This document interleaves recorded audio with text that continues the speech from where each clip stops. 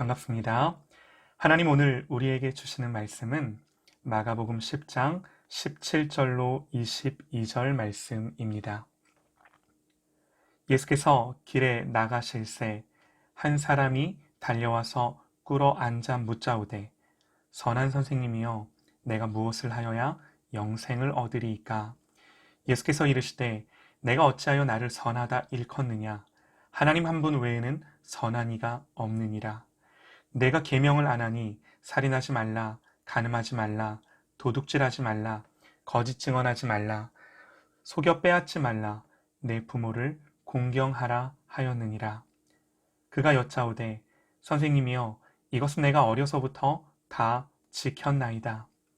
예수께서 그를 보시고 사랑하사 이르시되 내게 아직도 한 가지 부족한 것이 있으니 가서 내게 있는 것을 다 팔아 가난한 자들에게 주라.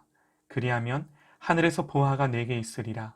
그리고 와서 나를 따르라 하시니 그 사람은 재물이 많은 고로 이 말씀으로 인하여 슬픈 기색을 띠고 근심하여 가니라. 아멘. 어떤 사람이 주님을 찾아옵니다.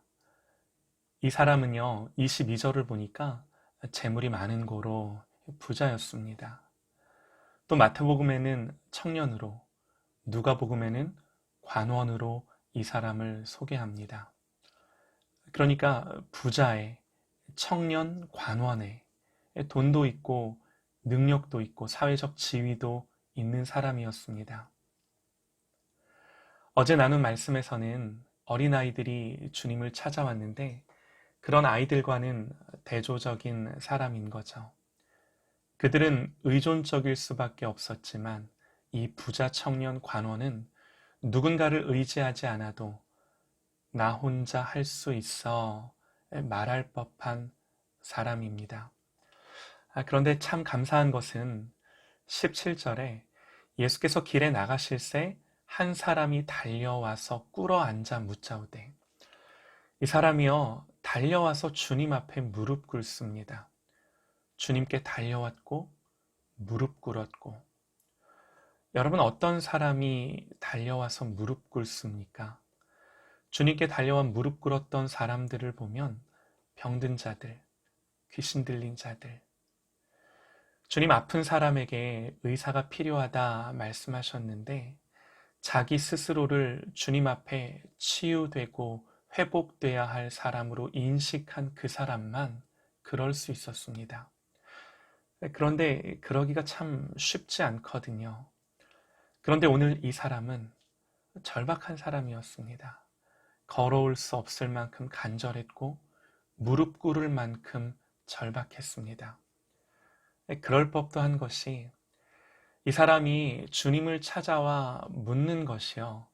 선한 선생님이여 내가 무엇을 하여야 영생을 얻으리이까? 한마디로 주님, 내가 어떻게 해야 구원받습니까?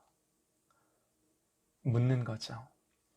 주님 대답하세요. 십계명으로 말씀하세요. 살인하지 말라, 간음하지 말라, 도둑질하지 말라, 거짓 증언하지 말라, 속여 빼앗지 말라.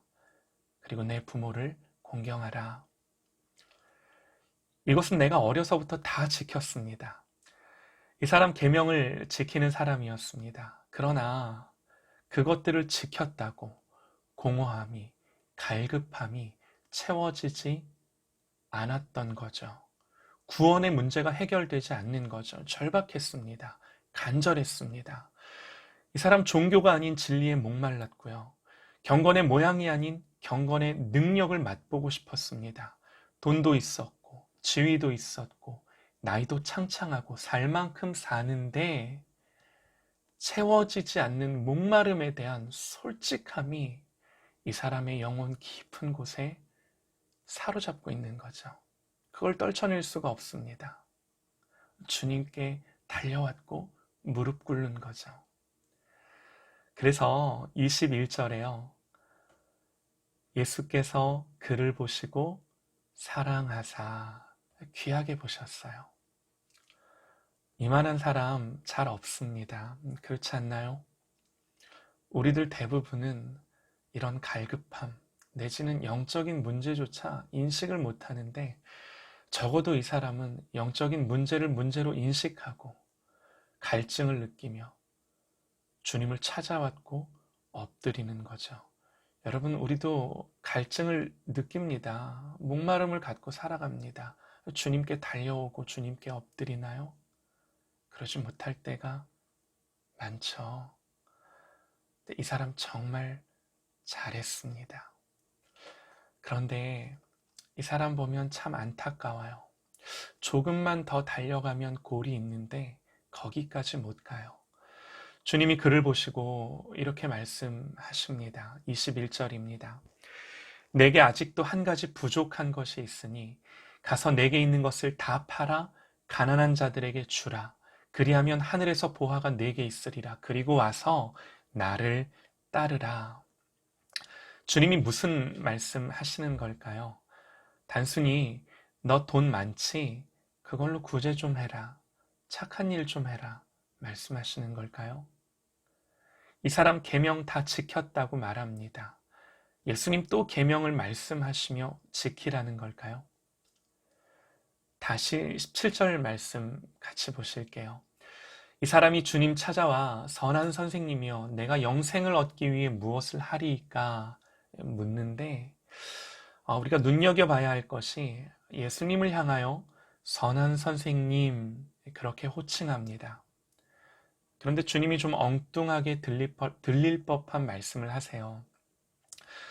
이렇게 묻는 그 부자 청년에게 네가 어찌하여 나를 선하다 일컫느냐? 하나님 한 분 외에는 선한 이가 없느니라. 여러분 무슨 의미일까요? 이 말씀은 주님이 나는 선하지 않고 하나님만 선하셔 이런 의미일까요? 이런 의미가 아닙니다. 너 지금 나를 선한 선생님 그렇게 불렀니? 왜 선생인 나에게 선하다 하니? 너도 알다시피 선한 분은 하나님 한 분밖에는 안 계셔. 네가 나를 선하다 일컬었다면 나는 너에게 선생이 아니라 하나님이야. 하나님만 선하셔. 여러분 주님의 이 뉘앙스가 이해되시나요? 예수님 하나님이세요. 예수님 하나님이세요. 내게 한 가지 부족한 것이 있으니 내게 있는 것을 다 팔아 가난한 자들에게 주고 너는 나를 따라와. 여러분 저와 여러분 같으면 이 말씀에 순종할 수 있겠습니까? 어려운 말씀이죠. 주님 뭘 말씀하시나요? 당신이 참으로 하나님이심을 말씀하시는 거세요. 이 사람 많은 재물을 소유하고 있는 사람이었습니다. 성경은요, 돈이 많은 것 그 자체를 죄라고 말하지 않습니다. 돈을 사랑하는 것을 죄라고 말씀합니다. 그런데 또 성경이 뭐라고 말씀하냐면 또 내 소와 양이 번성하며 내 은금이 증식되며 내 소유가 다 풍부하게 될 때에 내 마음이 교만하여 내 하나님 여호와를 잊어버릴까 염려하노라. 사실 소유가 많든 적든 돈은 우리의 가장 큰 열망과 맞닿아 있습니다. 하나님은요, 이 세상 그 어떤 것과도 자신을 견주지 않으세요. 유일하게 한 가지, 돈과 당신을 견주어 우리에게 말씀하십니다.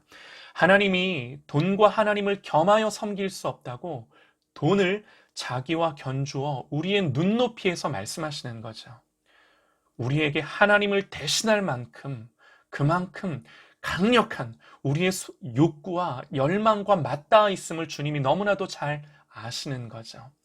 주님 뭐 말씀하시는 걸까요? 내가 하나님이야. 내가 너의 주인이야. 돈 놓고 나 붙잡아.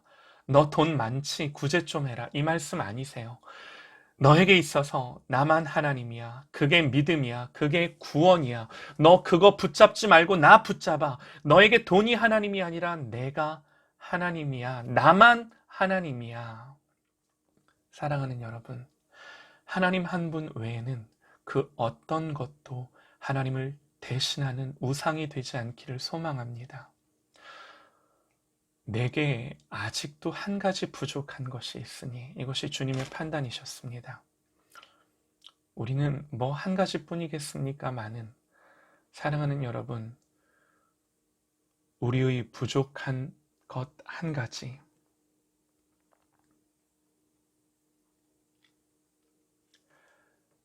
다시금 주님만 참된 주인 되시는 저와 여러분 되십시다.